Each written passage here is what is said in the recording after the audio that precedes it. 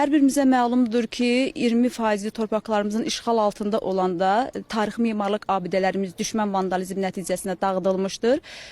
Həmin abidələrimizdən biri də Pənahəli xan inşa etdirdiyi imarət kompleksi olmuşdur.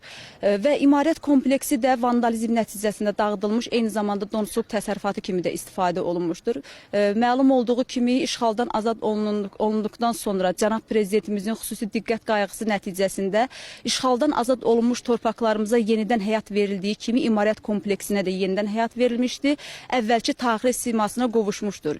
2024-cü il sentyabr ayının 19-da bərpadan sonra açılışında Cənab Prezidentimiz iştirak etmişdir və eyni zamanda da ziyarətçilərin istifadəsinə artıq açıqdır.